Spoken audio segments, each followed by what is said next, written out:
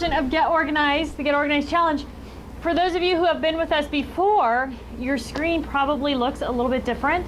And it's the first time we've seen the screen look like that as well. So Karen's kind of figuring things out. But what we do know is if you don't see the chat box and you want to chat, there's a little icon in the upper right-hand corner of this screen that looks like a little thought bubble or talk bubble or whatever they're called.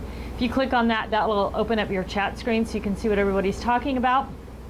And you have to enter your chat down at the bottom of the screen with this new setup. So good luck with all of that. Good luck with all of that. It's all new to us too, but Karen's doing her best to kind of figure things out today, and she'll post up and let you know, or let me know if we need to relay something verbally. So welcome everyone. Is it time? It is time. Welcome everyone to the first in a series of 8 online classes. If you have joined us before, welcome back. If you are new to the Get Organized Challenge, welcome. You are going to love it here. We have a great group of gals, everybody with the same goals and the same struggles. And I'll tell you something in relationship to that.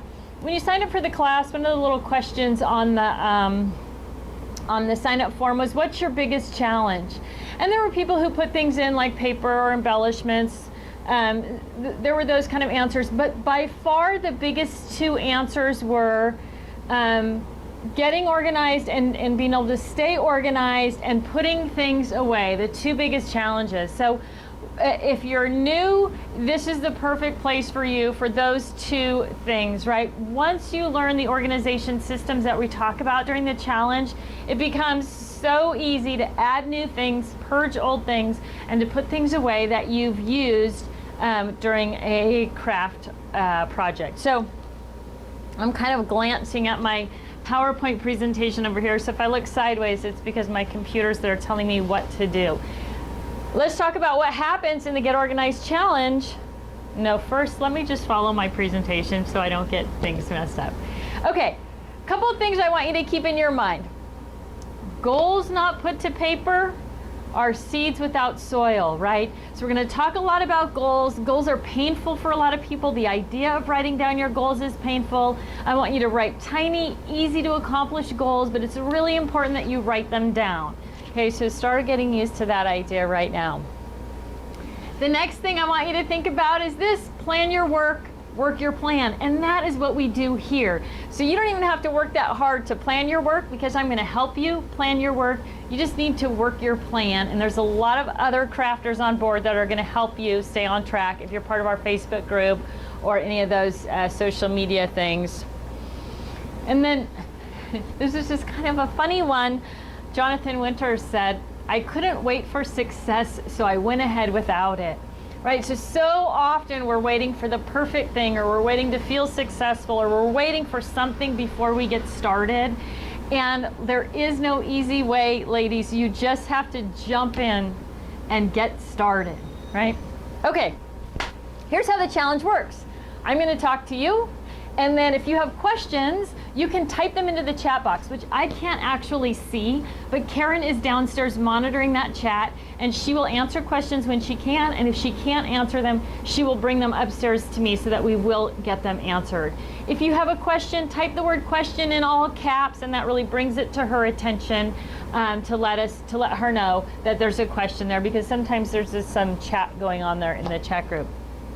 We send out emails. You may have gotten one this morning reminding you that class is about to start. If you have signed up to follow me on Livestream will also send you an email as soon as we push the Go Live button on the broadcaster. So you may have gotten 2 emails. After the challenge, we're going to send out a follow-up email that's just kind of a checklist of things we talked about. If you're not receiving those things, it could be for a number of reasons. One of them may be that we're just ending up in your spam folder, so check there, or your junk mail or clutter or whatever system you have, whatever they call it. It also could be that you're not actually signed up for the 2016 Get Organized Challenge. So if you look in your spam folder and you don't find us there, you can always email customer service at Totally-Tiffany. Give us your email address and your name, and we will find out why you're not getting those, or we will know. We'll be able to help you figure that out. So if you're not getting those. If you are on Facebook, we have an amazing Facebook group. It's called the 2011 Get Organized Challenge Group. And this is all over, I think we're close to 13,000 people in that group now who have taken or are currently taking the Get Organized Challenge. So there's other people out there that you can ask questions, that you can share your story, that you can be motivated by, and you can inspire those other people to stay motivated. So I hope you'll participate in the Facebook group. Progress posts. We do a prize giveaway every week. So if you are participating in the challenge, all you have to do to get in the prize drawing is put up a post that tells us how much you got done over the week. If you're not on Facebook, then you can email, again, customer service at totally-tiffany.com, and just put GOC progress posts in the subject line, and that will get you into the Get Organized Challenge drawing every week. I don't talk too much about our products during the Get Organized Challenge. I'm going to try to talk a little bit about products every week at the end. So if you know all about the products, or you don't know, or you don't want to know about our products, you can tune out at the end. And if you want to learn more about products or ask questions, you can stay with us at the end. Today I'm going to talk about the scrap rack and paper organization products at the end of class. So I'll try to get a week ahead of what we're doing, so you know what we have available. Boop. All right, for those of you who are new, maybe I should start with this. I'm Tiffany Spalding, and I am obsessed with organization, and I always have been. Right, I was the kid with the organized lunchbox and the organized pencil holder and the organized bedroom. My mom says I was born organized. My brothers and sisters have totally different terms for how I kept my room clean growing up. What I was not, craft girl, hobby girl, artist, crafty, none of those things. I had zero interest in that. My mother, who was a professional artist, did all my school art projects, made my student council posters, all that kind of thing. So really, art was not hobby, crafts, none of that was of interest to me. And then I got a phone call from my sister inviting me to a party, right? If you could raise your hands. I'm sure there's a number of you who got that call or that invitation to go to a Creative Memories party. Woo! And I said, no, I'm not interested. That's not for me. I'm not a craft girl. I'm not an art girl. And she pulled the big sister card. And so I showed up at her house on a Friday night with my 6 pictures and my kind of teenage girl attitude, like arm shake, arms crossed, head shake, eye roll. Can't believe I'm here. Throw my pictures on the table. She hands me a glass of wine. Things get a little bit better right there. But 30 minutes later, I am addicted. I'm loving it. It is so much fun. I have this amazing layout. You know the one, if you started with Creative Memories, big white piece of paper, 2 triangles of color. I got heart-shaped pictures and star-shaped pictures, and I'm so good with decorative edge scissors, thinking about trimming my own hair, okay? That's how much I'm loving this. I buy everything that the Creative Memories rep possibly has, and I buy it in triplicate because I'm gonna make an album for myself, for my family. I'm gonna make an album for my mother, my father, and I'm gonna make an album for my husband's mother and father, so they have the grandparent albums of the kids. It's gonna be so exciting. So I was overwhelmed immediately. I bought too much stuff from the very first time, right? Did that stop me from going to the local scrapbook store the very next Saturday morning with my sister and loading up? No, it did not. So I'm sure that's the same story that many of you have, right? It's so much fun and it's so exciting, and we just buy and buy and buy and buy, and we get all this amazing stuff, and pretty soon we're overwhelmed with how much stuff that we have, and it's not fun anymore to head into your craft room and get stuff done. Our goal during this challenge is to make it fun again for you to really enjoy crafting, right? And for you to have friends come over and enjoy crafting, or go somewhere with friends and enjoy crafting. So my screen is going backwards here for some reason. So let me figure out what I'm doing. All right, so let's get started. The first thing we need to know is, why do we sometimes fail at getting our supplies organized? How many of you have organized your stuff once? How many of you have organized your stuff twice? Sorry. I get excited, right? So we organize and then we reorganize, right? So we set up this program and then it fails, and then we get frustrated with it. So in general, we fail for reasons like our goals are too big, or they're not appropriate for what's going on in our life. We're lacking motivation or instant gratification with those goals for getting organized. We have a lot of stress going on in our lives, and when you have a lot of stress, it depletes your willpower, which means that hour that you were going to go home and work on that goal, you just don't have the strength or the willpower to stay focused and stay on track with that. Setbacks happen when you set goals, so you got to plan for those, right? So that's part of our plan here. Most goals sort of lack a rewards along the way program, and so we're going to address that too. And the biggest reason people fail with a big goal is that they don't have a positive association with the end result. That's relatable, right? A positive, relatable association. So what are we going to do? We're going to make our goals realistic and attainable.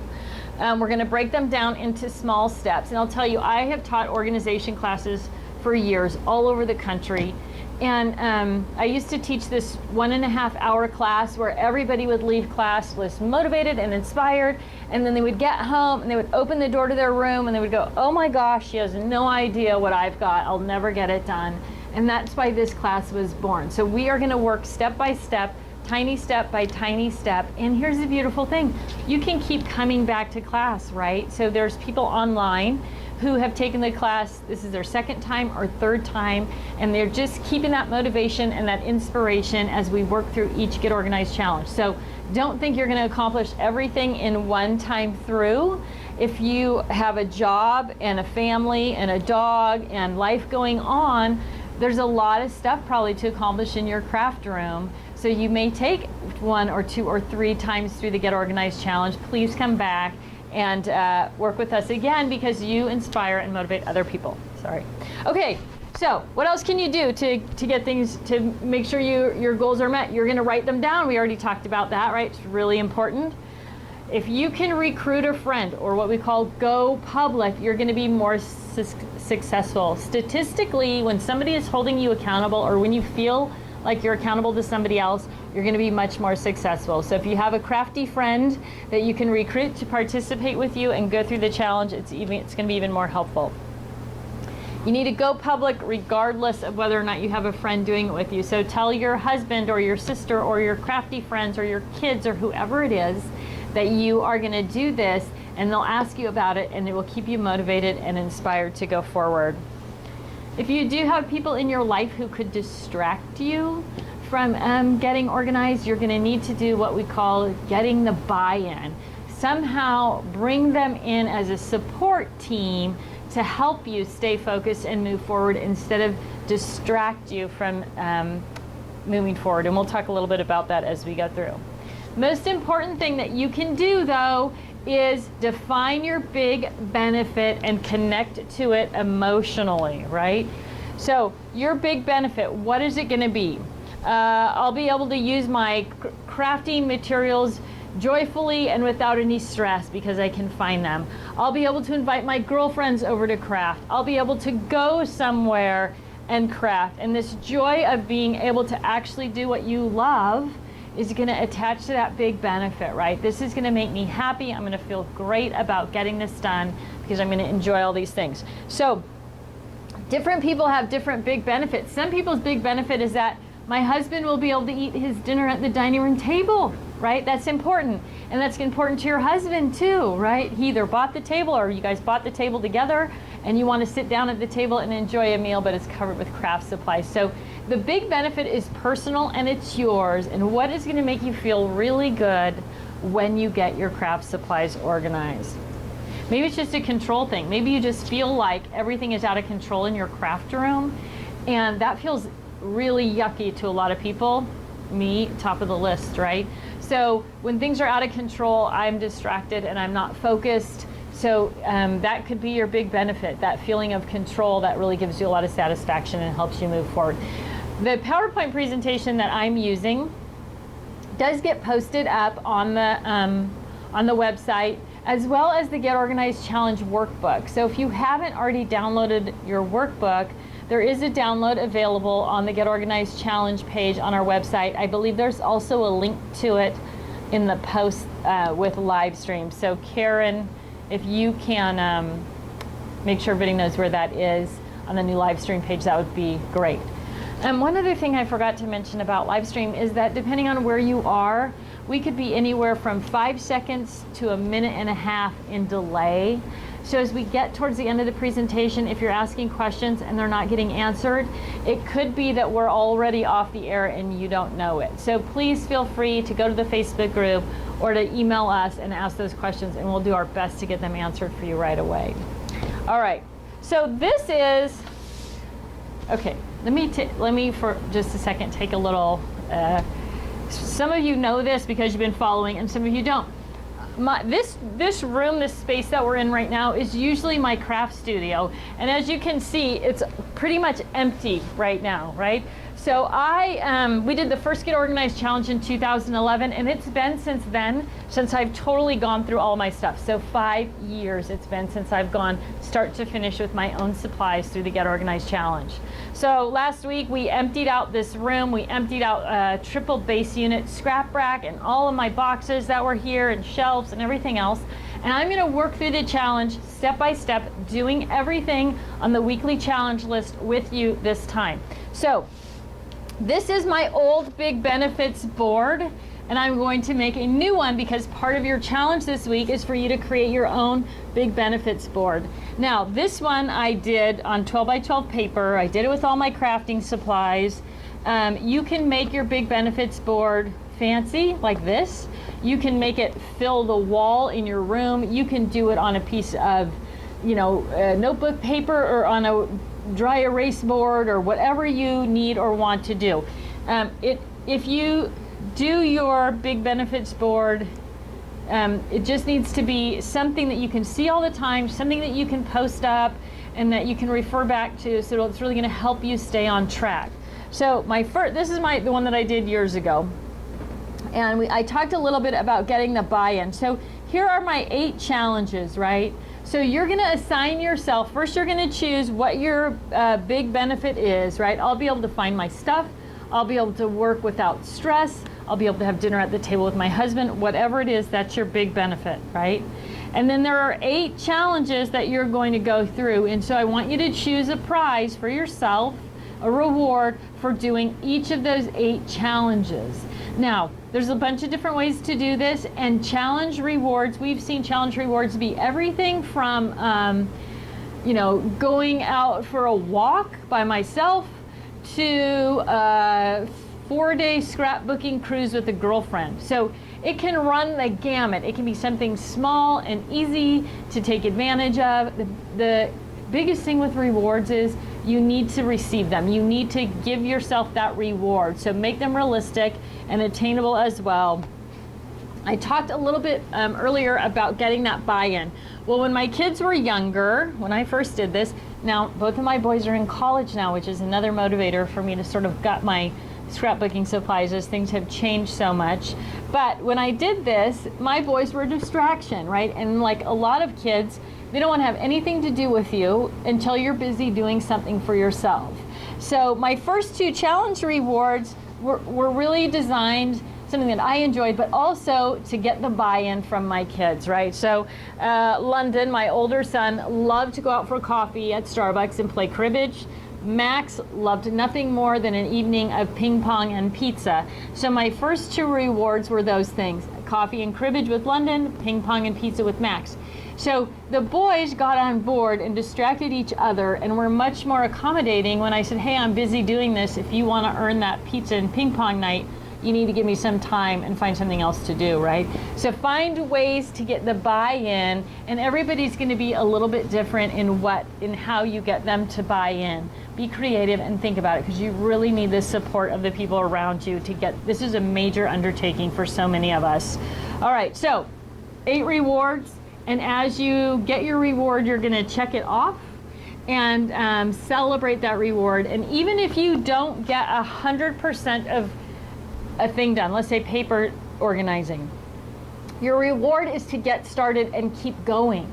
So if you got started, if you took the basic steps, if you did the things on your list, then you get your reward, right? So make sure it's attainable and that you're taking advantage of it, whatever it is that you choose it to be. Now, we've seen some really creative things with rewards boards. We had one gal, this I really loved. She took all 8 of her rewards, put them in little envelopes, and had her friends scramble them up, stuck them on her rewards board, sealed up, so she knew what was in the envelope, but each week when she finished the challenge, she didn't know which thing she was going to be getting. So be creative, have fun. If you come up with a great idea, share it with the group on Facebook, but you definitely want to make your big benefits board. All right. So what do we need to do to lay the groundwork for getting organized? We need to understand how the 4-section system works. We need to know how to apply that to your room or space. We need to know what it means to gather everything together. We're going to write a themes index. We're going to talk about purging, and we're going to talk about how to create your organized only space. So when it comes to organizing craft supplies, what's really important is a system for your brain to follow, a mental path your brain can follow to find your stuff. So what I use and what I recommend you use is what we call the 4-section system. So this is 4 major categories that your brain is already familiar with. You don't have to learn something new. It's easy for your brain to make those connections, right? I used to do this little demo with blocks about how your brain works. So some of you have already seen it, so you can just imagine that that's what I'm doing. The more you think about something, the more your brain builds that information. So if you imagine that your brain is building information and something up here, your brain up here is looking for information, right? The more you've built up that information, the faster it is for your brain to retrieve. Something down here takes longer to get down and get back up. So when we talk about an organization system, we want to use something that's easy for our brain to relate to, right? Which is probably one of the reasons, if you've tried to organize before, that you failed at that organization, that it hasn't been any easier to find your things, or that you couldn't find everything and it was difficult to put things away. So we're using 4 categories that you already know. And the first one is alphabets and numbers, right? Everybody knows what alphabets are and numbers are. That's one category. Second category is themes, A to Z. These are all the things that you scrapbook about organized alphabetically. The third section is the calendar year. So everybody knows what that is. January to December, winter, spring, summer, fall. And then the last section is the rainbow. And the rainbow obviously colors everything that doesn't go together in the first 3 sections. So let me show you what that looks like if you're using a scrap rack. I'm going to pull this over here. I'm going to try not to move too fast so that Sue can keep up with me. So this is a scrap rack. I'll talk more about it after class, but what it is a metal base unit, and I'll just pull one of these sections off, right, so you can see. And the 3-ring sections are stuck on here with Velcro, and it's really sticky Velcro. So you can see I've got this Velcro base. It's sitting at my desktop at this nice angle, and it's going to come with 7 3-ring sections. So these are called spinders. They're a standard 3-ring setup. So anything that's a standard 3-ring is going to fit on there. What this does is allow me to flip through all of my supplies and find exactly what I need. So our first section, which we talked about, is alphabets and numbers. So these are all the things that you have, whether they're chipboard or stickers or rub-ons, organized all together. Now, one of the questions that we always get about the alphabet section is, should I organize my alphabets by color? And I'm going to say no, don't organize your alphabets by color. Why? Because when you need an alphabet, or when you need to spell out a word or put in a number, you're generally working within a finite amount of space, right? So if you're making a card, a 5x7 card, and you're going to spell out happy birthday, you can't use 3-inch letters or even 2-inch letters to spell out happy birthday in that small of a space, right? You need a certain size of letter, and now if you group your things together by size, you can see everything you've got that might possibly fit in that space that you're working on. Maybe you're doing a giant poster, in which case you can use those 2-inch alphabet stencils to spell out a word, and there they are, your great big stencils, all of them together, everything you have in that size group, so it's easy to find exactly what you need. The other thing is, if you're trying to spell something out, let's say happy birthday, and you want to do happy birthday in red. If you have all your alphabets organized by color and you go to red and you find the right size sticker in red, and then you think, oh no, I don't have everything I need in that sticker to spell out happy birthday, maybe I could do it in red and blue. And then so you're going to go to your blue alphabets and you're going to look and find out, do I have a sticker that's that same size or that same font in blue? No, I don't. Maybe green. You're going to spend all this time searching. Well, if you think about, you're going to hear me say this over and over again through the challenge, you want to keep things together that you use together, and you want to think about how you use things as you're putting things away, because it's going to make a big difference about where you store it and how you put your hands on it. So with alphabets, you're always working within a finite amount of space.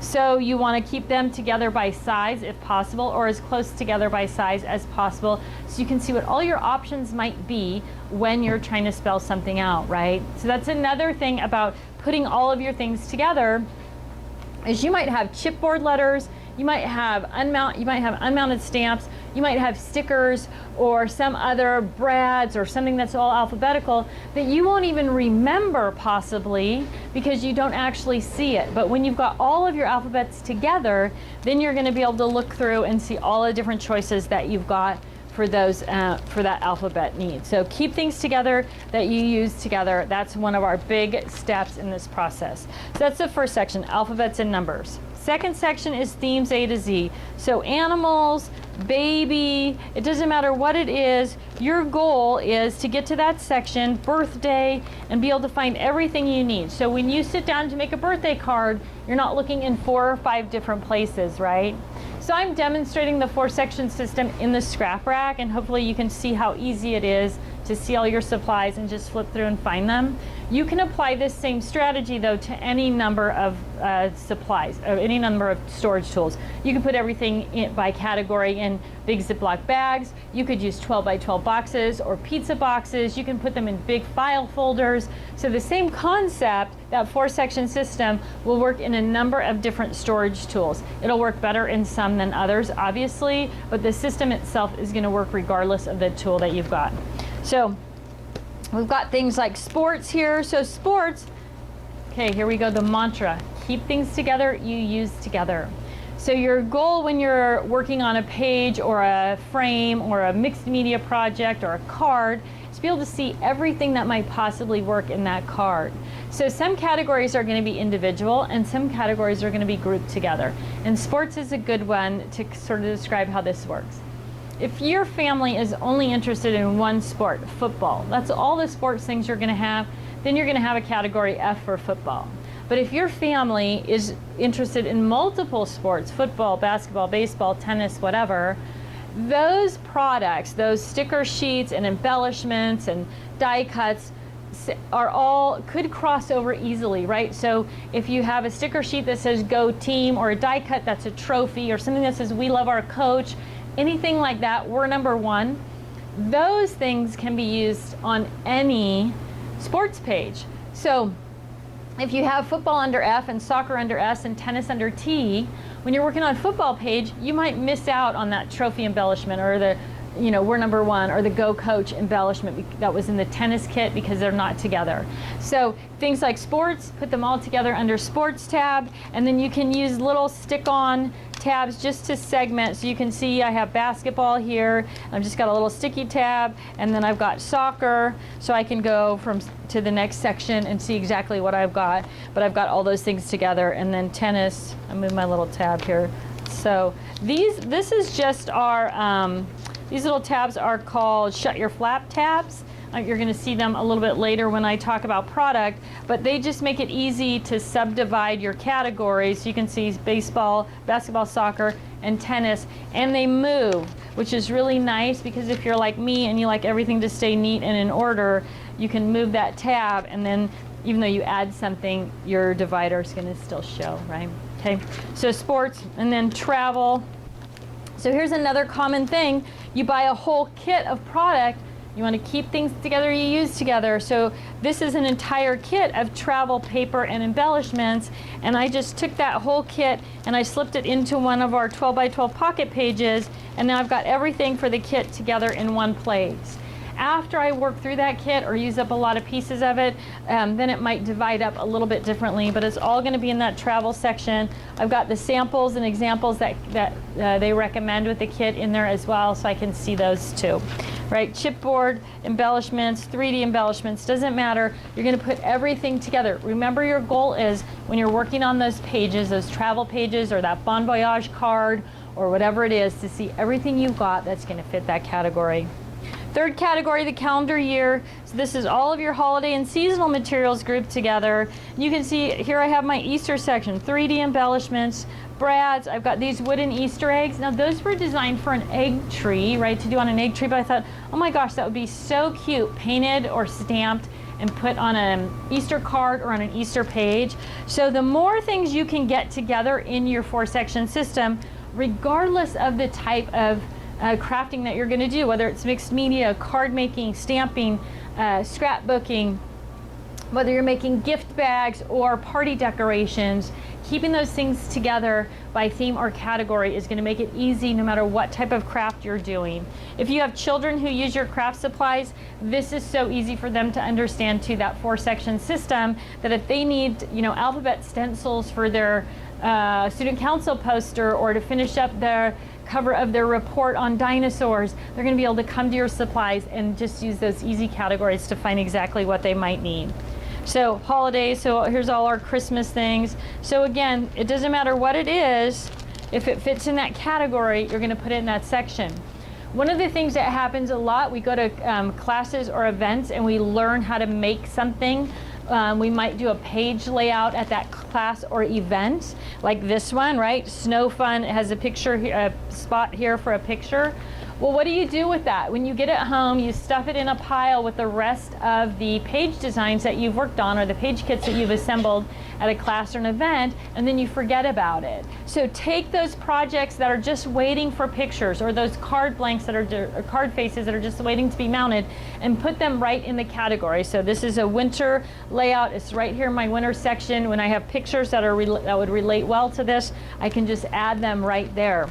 The other advantage to this is that you remember what you learned, right? So these little penguins, this particular layout, not something that I would probably use. It always seems to me like the picture squares are always going the wrong way for the pictures that I have. But these little round penguins that were made with just round punches and this little igloo, I've copied those a number of times.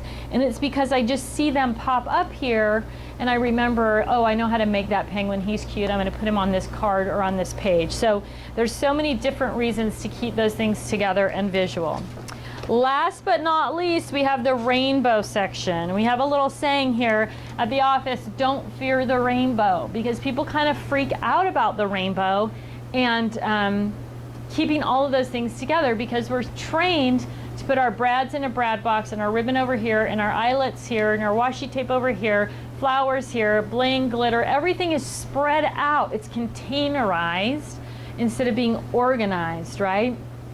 So everything's spread out, and that requires a couple of things. First thing is, requires you to ask yourself, do I have red brads? And then, yes, you have red brads. And then you have to ask that dreaded question, where are they?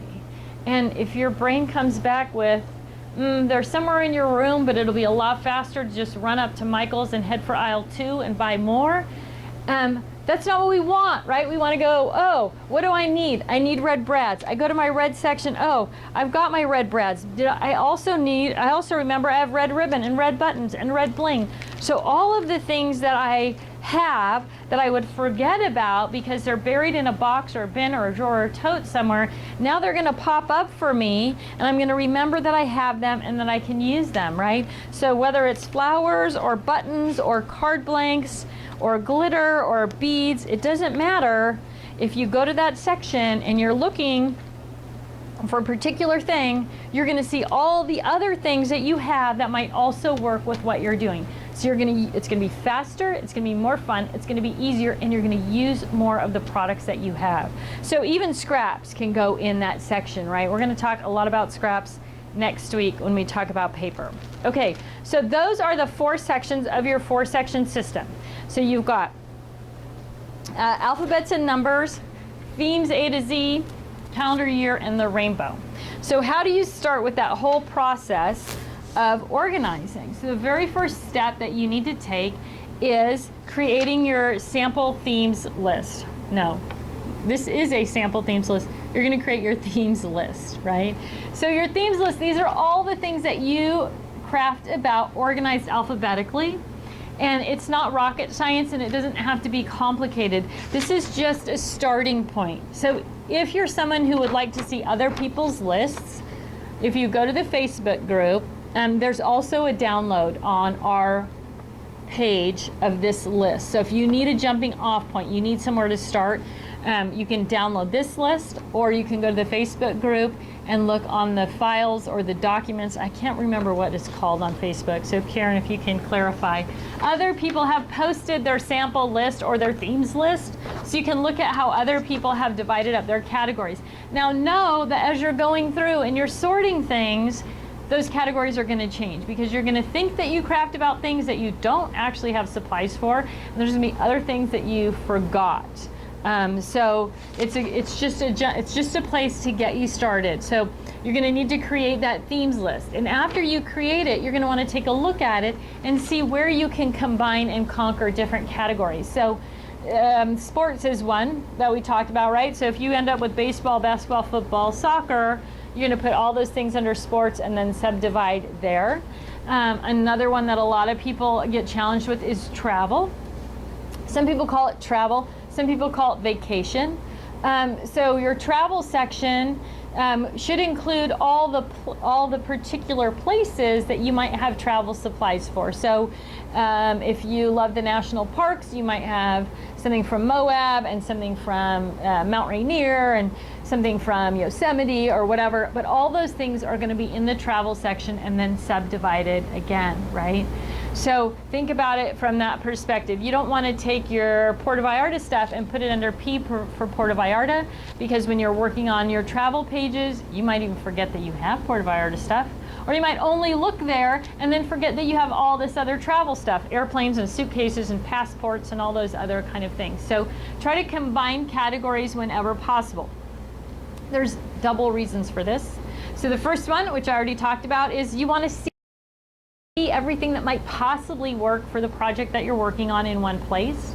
But the other thing, which is a huge benefit, is that if you like to go to events, crops, and classes, packing up becomes so much simpler when things are combined with like things. So as an example, I almost always get asked during class, why do we need the calendar year? Why can't I put Easter under E and Thanksgiving under T and Christmas under C and get rid of the calendar year? Well, when you're going to work on a project, let's say it's a fall Halloween project, if you have Halloween under H and Thanksgiving under T and fall under F, all of those categories might have something perfect. A tree with no leaves, or a bunch of leaves that are going to go on the ground, or pumpkins or cornucopia or whatever it is, but they're going to be spread out. You're going to have to remember to look in 3 places, right? As opposed to them all being together. Now think about going to a craft event. If you're going to work on your Halloween pages and you're going to pack up your Halloween stuff, if you can just go to one section, fall, and know that you have all of your Halloween stuff, boom, one fell swoop, I've packed up all of my fall stuff, I've got my fall pictures, and I am out the door to the craft event, the evening, the weekend, whatever it is. So combining things not only helps when you're working at home, but it makes it much easier to travel to an event, and it makes it much easier to put everything away when you come home. So if you're tempted to skip the calendar year section, don't do it. All right. Or same thing with the rainbow. Don't skip that either. All right. So this is true. This is for themes and sentiments, right? So if you're a card maker, bon voyage, congratulations, happy retirement, whatever it is. So all your themes and sentiments, regardless of the type of crafter that you are going to go into this list so that you can sort and organize your supplies. So first thing is to learn the 4-section system. Second thing is to create your themes list. Third thing is to begin the gathering process, right? So go around your house and gather all those loose ends up and get them all into one place. If you've been following along on the blog, as we emptied out this room, I gathered everything together and it's all containerized, which gives me a stomach ache, in the other room. But you're gonna get to watch me go through that process of taking it out of containers, which are difficult to work with, and getting it all organized into the 4-section system. And actually, step number 4, purging the things I don't need or want anymore. Now, purging is necessary. If you've been crafting for more than 3 or 4 years, and I know most of you have, purging is an essential part of getting organized. The more things you have, the harder it is to find the things you need and you want, right? So if you don't love it, and you don't, then don't keep it, because, ladies, I'm just gonna ask you something. If you got to craft a little bit every day for the rest of your life, do you have enough supplies that you could craft a little bit every day for the rest of your life without ever buying another thing, maybe a roll of adhesive? But other than that, right, we all have that much stuff. And when you look at it, if you've been crafting for any length of time at all, some of it is outdated or dog-eared or stained or sun bleached around the edges, and you're never going to use it, right?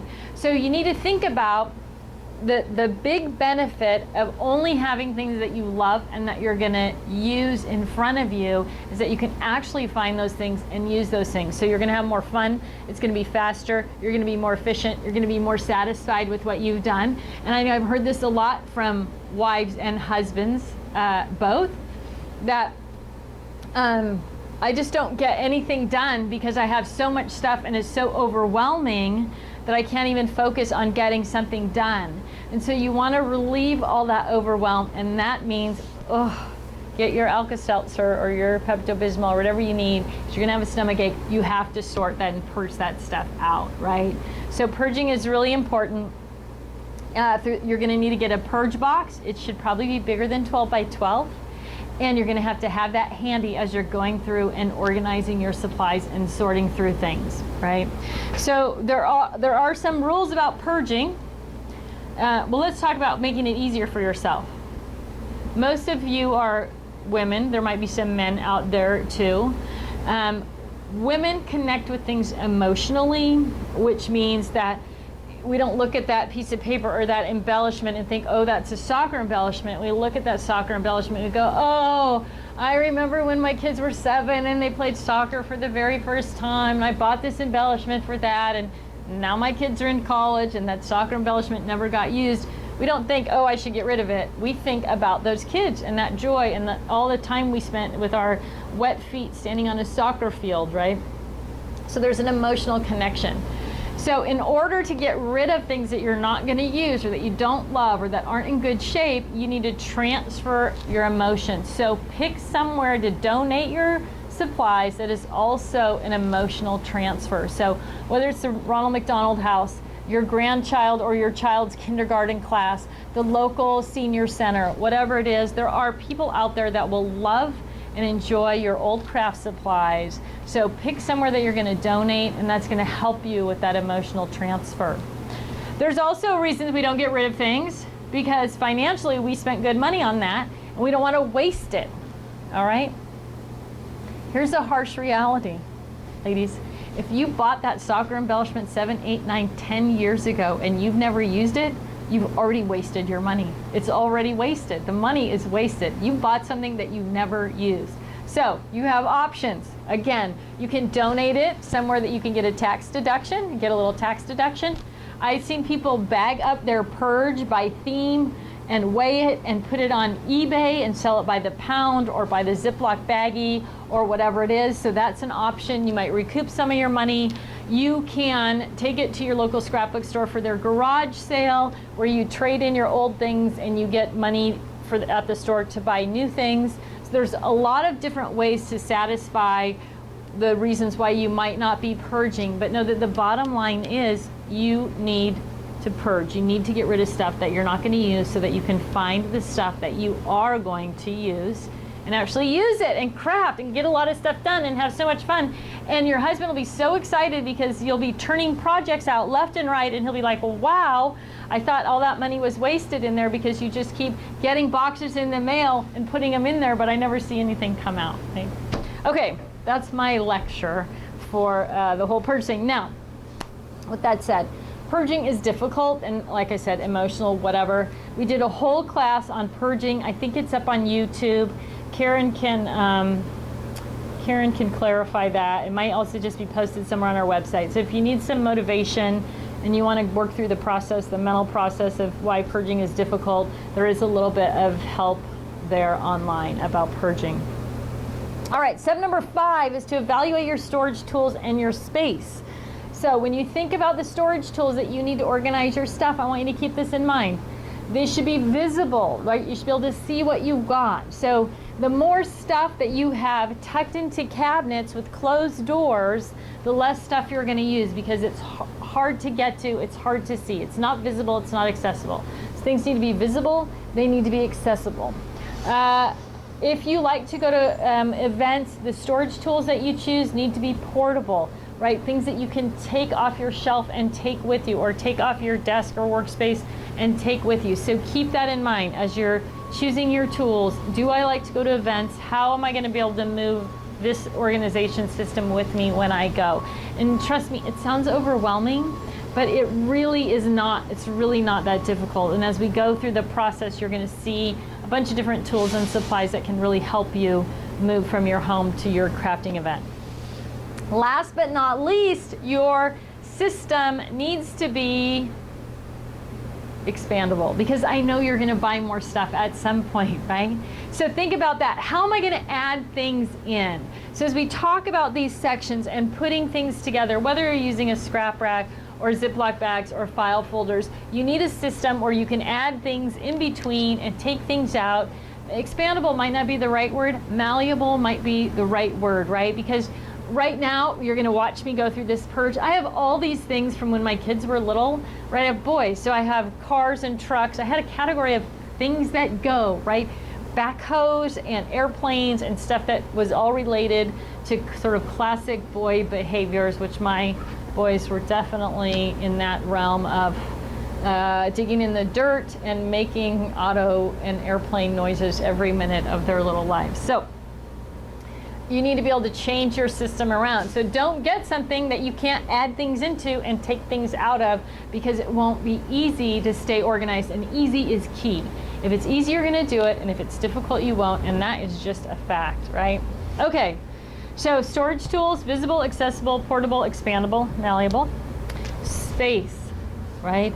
So you want to surround yourself, if possible, with your supplies. So the big thing that I always say to people is put your room on wheels if you can do it, right? So I have a lot of IKEA things. This unit back here is actually sorry, Sue, I'm just rolling around. This is actually 2 IKEA units, and I just had Park attach this top one for me. I'm going to put my double scrap rack over here, but this guy is on wheels, so I can pull it close to me, right? If I'm crafting with someone else, and they're going to sit on this side at their table, I can just swing that bad boy around, and then they can get to the things on that supply table also, right? So think about that. If you're building a room and you're putting in counters or cabinets, can you put them on wheels? And then you can pull things into you, and then if you craft with other people, you can move things out. But your goal is, and you're going to see it as we go through the challenge, when I sit down, so this space that I've arranged for myself is roughly 7 feet by 7 feet, not a lot of space. But when I'm done organizing this room, you will see that everything in my craft supply collection, with the exception of photos and mementos, and I'll talk about those when we get to the photo memento challenge, why they're not right out in front of me, everything that I need is going to be right at my fingertips, right? And ding, ding, ding, I'm going to have a clean workspace. So that was another thing that came up regularly on the what's your biggest challenge with being organized or crafting, is that I don't have any space to work. I have so much stuff on my desktop that I can't actually get any work done. So keep that in mind. what is around you? Can you move it in and can you move it out? But key is, can you surround yourself in a small amount of space? So once this shelf is full, and I put my rolling carts under my desk here, and I put my scrap rack and I fill in all my cubes, I'm gonna have everything that you see in that big picture, what that says, I think it's called containerized. I'm gonna have it all right around me and at my fingertips. And that is key to crafting happy, to getting things done, to being able to take things out and put things away, right? So I'll tell you a little story about that. When my kids were little, I'm driving in my minivan. I've got 2 boys in the back seat, and they're talking. And they're talking about what little boys talk about, superheroes. And what would they, if they could have any superpower, or what would it be? And my older son says that he would have invisibility. And he's very practical. And my younger son says, oh, I would be able to throw infinite invisible dough balls if I could do anything.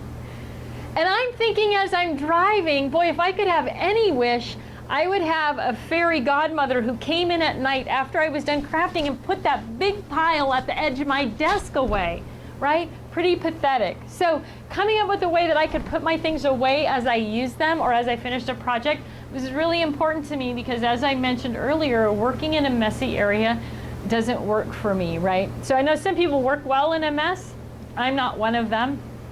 I need to be able to see my stuff, put it away, and start my new project, just like that. So your space is important. Think about it, right? And think about your space in terms of light and access. You don't want to put your paper collection in front of a window where the edges and corners will get sun bleached. You want, if you craft with other people, you want to have your room set up so that if someone is coming in to craft with you, you can set up another table or a couple of tables so you guys can craft together and enjoy that space together. So before you start doing any big planning, one of your goals this week is to think about that space, how you use it, when you use it. Maybe you have to share your space, right? Maybe your husband is a hobbyist or you have kids who are hobbyists, and so that room in your basement or your family room is crowded with everybody's stuff, and you can just say, hey, I just need this 7 feet of space. That's it. You guys can have the rest of the room, and you can surround yourself, and you're going to be so happy with that. So regular questions that I get: where did I get my little L-shaped glass top desk? I'm going to tell you something fun about the glass top desk. Before I got it at Office Depot. It goes on sale all the time. Super lightweight, which is something that I'm really keen on, is being able to move things around, right? So if you set your stuff up and it doesn't quite work, it's easy to pick this desk up and rotate it this way and move my shelving unit over here or whatever I need to do. So that's one of the reasons I love it. The other thing I love about it is because it's glass. So I use this for a desk too. Someone calls me, oh, pick up the kids. I can just write on it with my Sharpie, right? Or you could use a dry erase marker, but then I found that I was getting dry erase on me. So I can just write notes as I go through the day, and at the end of the day, I just take dry erase cleaner and spray it on there and wipe it off. So it's super fun. It's really great when you're crafting, because I don't work for Office Depot. I'm not getting any kickback if you buy a glass top desk from them or not. This is just something that I love about this desk. If you're working on something where you're needing to write down measurements, or maybe you're making a card or scrapbook page, and you can just go, okay, I'm going to use this many pictures. I'm going to put a flower over here. So you can kind of sketch out whatever you're going to work on or whatever idea you have in your head. So if you're like me, I'm a frenetic idea person. They're just like constantly flying out of my brain. And you come up with a good one and then you forget about it 5 minutes later. So this just gives me a place to be like, oh yeah, I'm going to do this, or I'm going to sketch out that or whatever. And then once it dries, it doesn't rub off or anything, so it's going to stay there, and then I just spray it down and clean it. So questions that I get: desk, Office Depot. I think it was $99, not expensive. Lightweight, easy to move around. These are key things for me. Shelving behind me. This is the Expedite from IKEA. They don't make it anymore. They make something now called the Kallax, K-A-L-L-A-X. It's very similar, same dimensional cube size on the inside. Comes in a plethora of configurations. Inexpensive, good quality. You can put them on wheels. I put the big one that's in the other room, which is 5x5 cubes on wheels. Don't recommend that. It's in there. It's a storage unit. We don't move it very often. IKEA will tell you not to put it on wheels either, because if you tip it over, whatever. But I'll just confess to you right now, I did that. I put it on wheels. I like to move everything around.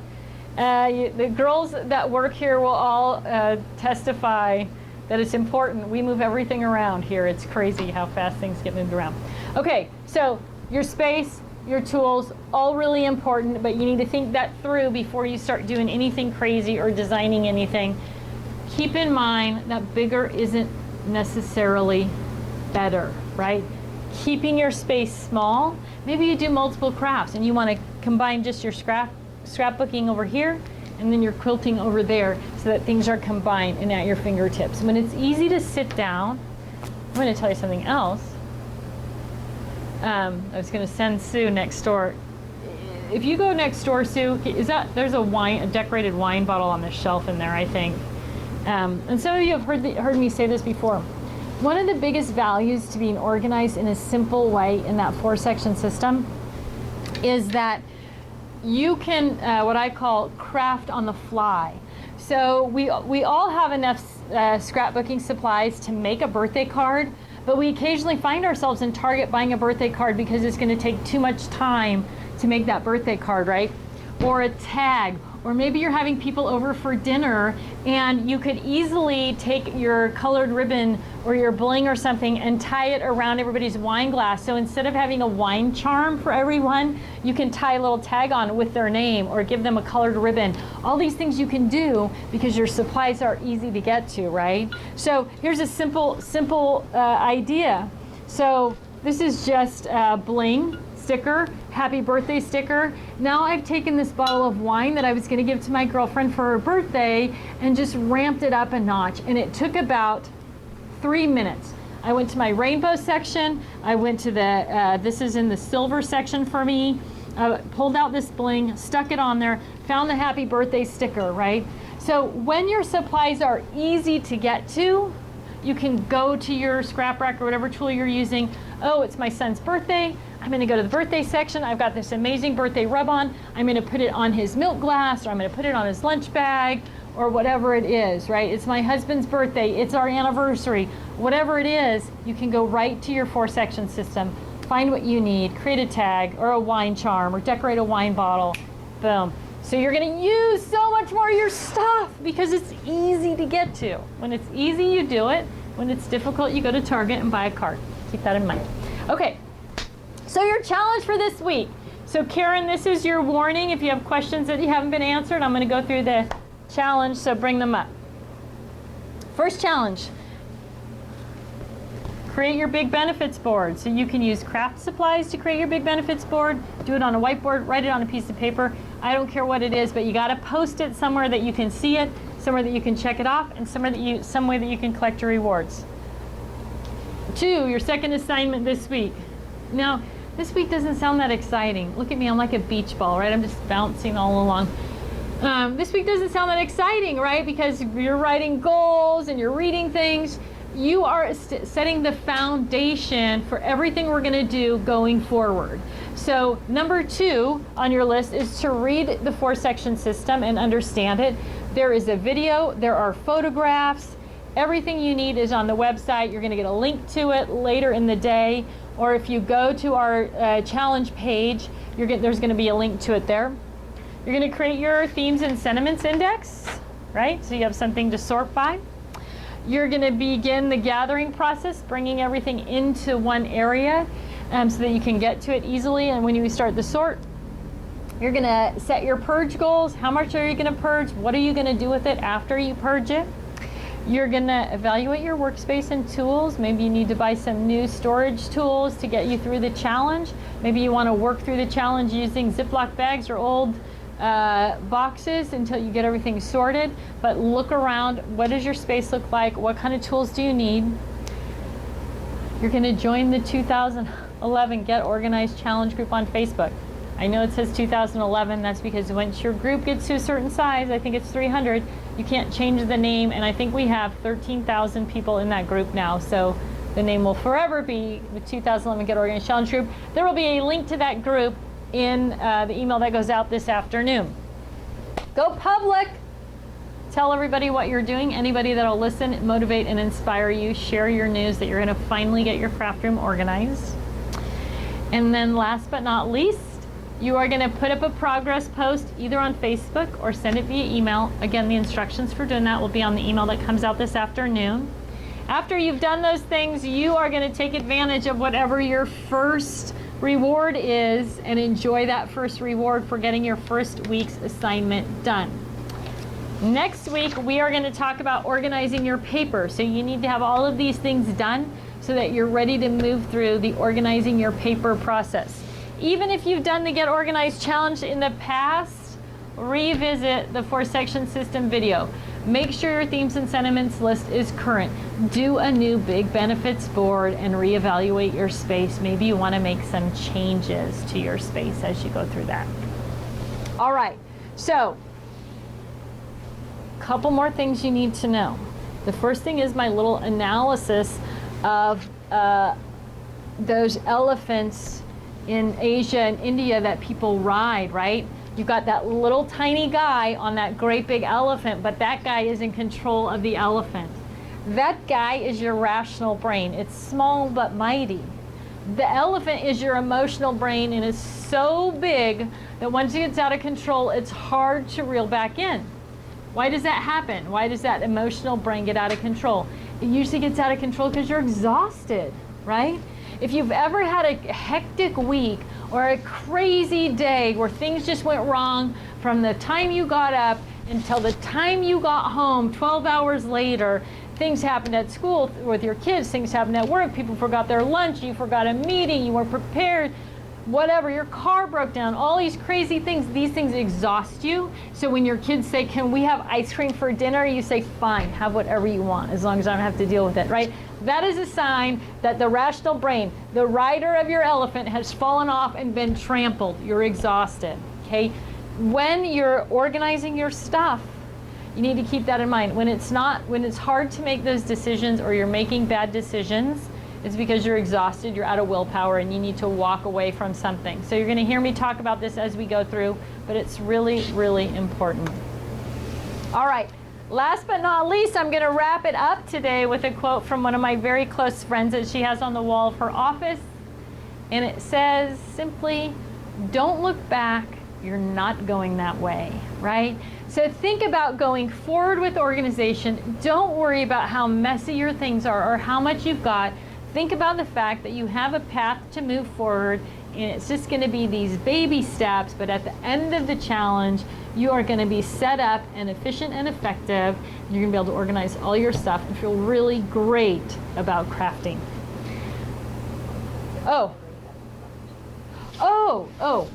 Some people asked about the cart. I'm going to talk too. So that wraps up the challenge part. I'm going to talk a little bit about products. I'm going to talk a little bit about the scrap rack and some paper organizers. So let me just pull this over.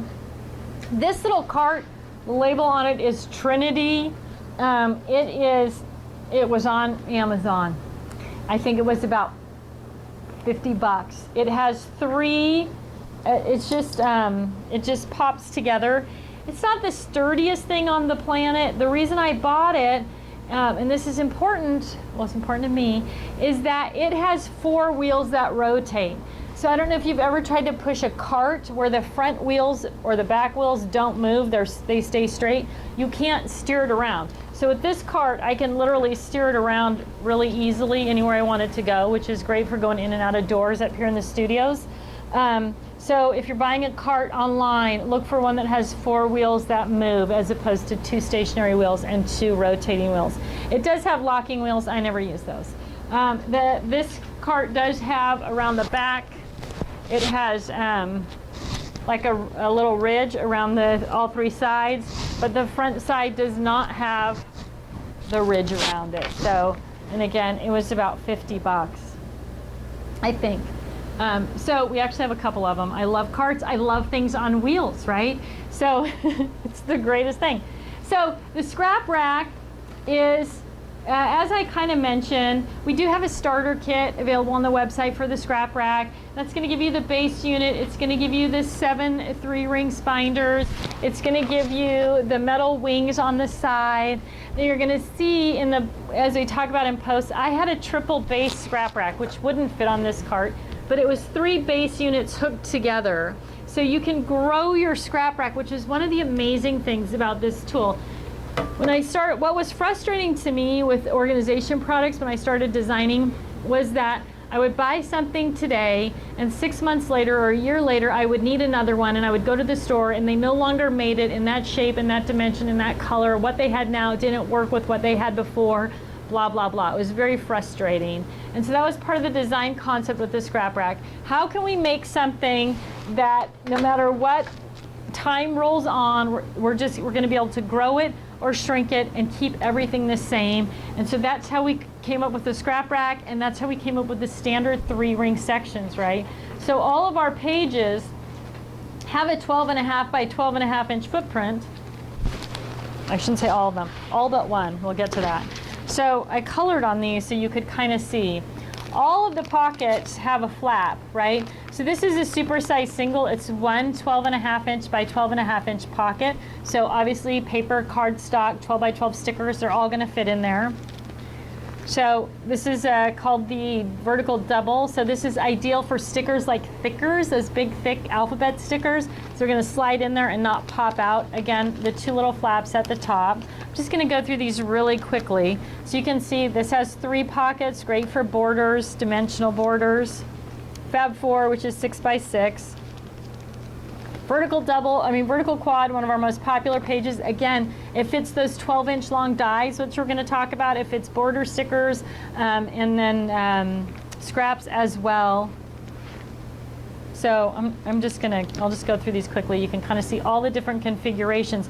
Now the pages are all sold in individual packs of 10, so you get 10 sheets that are all the same design, and then we have a couple of variety packs as well. When you buy the starter kit, you are going to get a variety pack of pages, the scrap rack, some dividers. I'm not all sure what all is in there. This is a straight 8-page, and it has shut your flap tabs on it, right? So shut your flap tabs are a little confusing to people. They are sticky tabs. You saw I use these also for labeling. I use them for all kinds of things. They're made out of plastic instead of paper though, so they don't bend up like a piece of paper would, right? What these do is, if you don't, let me see if I have a page here that's not, I know I do.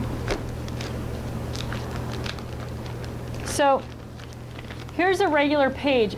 It's really hard to see the flaps on that little page.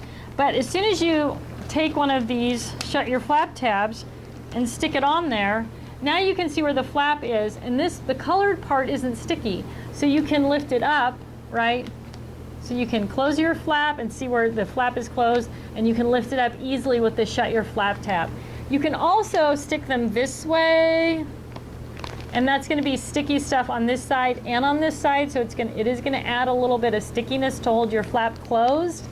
But you don't really need to be concerned about that, because when your pages are in your scrap rack, nothing's going to come flying out because everything's going straight up and down.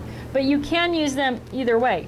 Now the advantage to these is, and this is going to be hard for Sue to show you, you can see how this page, I don't know if you can see that or not, how the flap is all bent up, right? And that's because when you flip through your pages of your scrap rack, you can't see that flap is up, and you flip the pages closed and then it gets bunched up.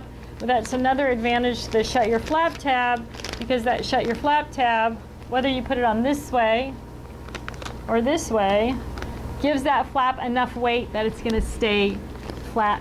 That's going to stay flat and closed, so they're not going to be bent up. So if you're somebody that's using a scrap rack now and you're having trouble with your pages bending up, try some of the shut your flap tabs on those pages, and they're going to keep that flap shut, right? So that's what those are all about. So we've got all these different page designs. This one, you might recognize these shapes. This is Project Life. You got your small cards here, your postcard size cards here, so it's 9 different pockets. It's designed around that 3x4 and 4x6 size of Project Life. Traders 12 is designed around ATC, artist trading cards. Super functional pocket on so many levels. Of course, your Sweet 16 little pockets, great for small embellishments. Now, when you're choosing what pocket pages things belong in, the most important thing is that whatever you're putting in there, it goes up behind the flap. So you can see this little Ziploc bag maybe. It goes up behind the flap, which means it can't fall out, right? Because that flap is closed over the top. Versus putting this little tiny thing into a pocket. Now, I probably won't be able to get it, but this pocket is too big, so I don't know, I can't get it to fall out anyway, but if it was loaded up, you would have a harder time. So now I'm determined. So see how the plastic is, if the plastic's up but not behind the flap, it can fall out. Not that you're going to be holding your pages upside down. I don't know why I'm demonstrating this. If you're holding your pages upside down, things are going to fall out. I can guarantee you that. I don't know, maybe if you have shut your flap tabs, they won't. But in general, choose your pocket size to be so that the item that you're putting in it is going to go up behind the flap, and that's going to help keep everything in. So these are all basic storage pages. They're single-sided. They're made out of a food-grade plastic, right? I have pages in my scrap rack that I've had since we started this company in 2003. Super tough, super durable. Occasionally, the factory will seam it off or cut it too close to the seam. We have an occasional manufacturer's defect, but the holes aren't going to rip out. Your pages aren't going to rip. They're very tough. We went with a lightweight food grade plastic because craft supplies paper specifically is so heavy that we needed to keep the storage system as lightweight as possible. So that's why we went with a clear lightweight plastic. So basic storage pages come in pack of 10 for $12. There's multi-packs. This is what we call a double-sided duo. 4 pockets on the front, which you can see, and then one 12x12 pocket on the back, right? So great for storing collections of products where you have 12x12 stickers or paper and then embellishments or other things that go with that paper. Also for setting up a project, maybe you have a couple pictures, some embellishments that you're going to use, paper or your mementos or whatever, they're all going to go in there. This is also a double-sided duo. It has 2 pockets on the front, 6 inches by 12.5, and then one 12.5 by 12.5 pocket on the back. These also come in packs of 10 by single design. Then we have some what we call specialty storage pages. So if you look across the website, you click on Scrap Rack, you're going to see that category is divided up. Scrap Rack bases, dividers, specialty storage pages, basic storage pages. You can learn more. We've tried to have a video up on every one of the products that we have. So if you're on the website and you scroll down to product description, there's a little tab there, or there usually is a little tab that says video where you can learn specifically about that product. So this is one of our specialty storage pages. It's called the Side Loader Single. It's just a heavier gauge plastic. It's designed for storing paper or 12x12 stickers, loads in and out the side instead of in and out the top. Flip-in storage page. So this page is super fun, and it has a little cover over the top, and then it has 11 pockets, 4x6 on the top, 5x7 on the bottom. So you can store an entire collection of products or theme in there. This works great for embossing folders and unmounted stamps as well. So you're going to see all of these things demonstrated as we go through the challenge. This is the embellishment storage page. It's the only page we make that's not 12.5 by 12.5. It has little gusseted pockets with locking flaps. They come 3 per pack, or they're sold in individual sheets as well. There's a big pocket in the middle. Last but not least, this is the only one that's loaded up because this is the only one that hadn't been emptied when all my stuff was containerized. But this is called our Expanding Project Planner, and you can see that it has these large gusseted pockets, right, that pop out. So you can really put a lot in there. So this one you can see is all loaded up with stuff for football. And but it works great for one major category, or for also, if you, again, photos, mementos, memorabilia, all that thing. So you can put a whole project in here. My mother has used this particular page to put an entire baby quilt in. So she cut all the little pieces of the quilt. It's got a big pocket in the middle. It's got a 12 by 12 pocket on the back, but it really bulks up and holds a lot. So this also is on the specialty storage page. It's called an expanding project planner. So for the next week, we are going to talk about paper and organizing your paper. So let me just show you a couple of what our paper storage options are. The first one and the most popular one, these are our paper storage boxes. You get 5 boxes in the set. They come plain white, like this. You fold them together and they are this shape. They do fit in the expedite shelving unit. This one, obviously, I spray painted and decorated. This matched my old craft room. So keep in mind, if you're doing decoupage or something like that, that if you put this together somewhere where it's hot next to something else, it might get sticky. So it's better to use a clear coat or something that's going to dry hard and not get sticky later if you're going to decorate your boxes. So the paper storage boxes, and I thought I had a sample of these out, so I'm going to have to open this. It's going to be a little bit noisy. That's all right. We'll pop it open. These go with the paper storage boxes. They are a set of 10 dividers, so 2 sets of 5 dividers. Beautiful thing about these is they stick up over the edge of your paper storage boxes. So if you've got these on your shelf, now you can add the dividers in. If you're tipping your boxes on their side and you're putting them in something like the IKEA cubes here, that makes it a lot easier to get things out of them, which we'll talk about again next week. Let me flip these around so you can see all the tabs. But if you're doing that, then you're going to take your dividers, so you can see all 10 tabs. You're going to put them in this way, label them, and now you're going to be able to see them from that direction as well. So this is the most economical option that we offer. You can buy it on our website. You are going to get a little coupon code for the duration of the challenge today. But I also want to let you know that the paper storage boxes and dividers, that configuration, those 2 SKUs are available at most Joann stores and at Hobby Lobby. So if you're someone who loves to use your 40 off coupon, there's a great way to use that 40 off coupon. Get yourself some new paper organizers. This is called the paper handler. Again, 12 by 12 paper storage. You can use it standing up. You can use it on your shelf like this. Push the handles in. This is a great product to use if you are somebody who has to store your supplies somewhere other than where you use them, right? So if you put all your supplies on a shelf or in a closet and then you bring them out to the dining room table to actually craft, the paper handler is a perfect choice because you can pull it off the shelf, bring it to your workspace, use it, and when you're done, pull up the handles and put it back. Same thing if you're somebody who likes to go to crafting events. It's a great way to move paper from your home to the event and then put it right back, right? So you're not pulling out paper and reorganizing it along as you go. You're just taking that box that you need and heading out the door with it. Super simple. Last but not least, in our collection of paper storage, this is called a fab file. This is the 12 by 12 fab file. It does have a little pull-up handle on the top. It has a label on the side.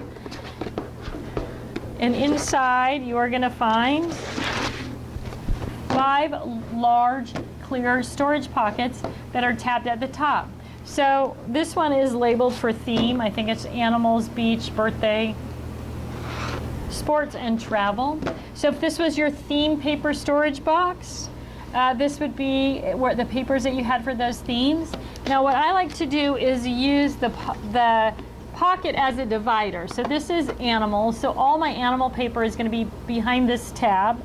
And then in the pocket, I might have special things, right? So maybe you have glitter paper that kind of sheds on things, or vellum paper or some kind of fabric paper, something that's a little bit more delicate. And then you can put those specialty papers right in there. So they're right there with the rest of the theme, but they're a little bit more protected.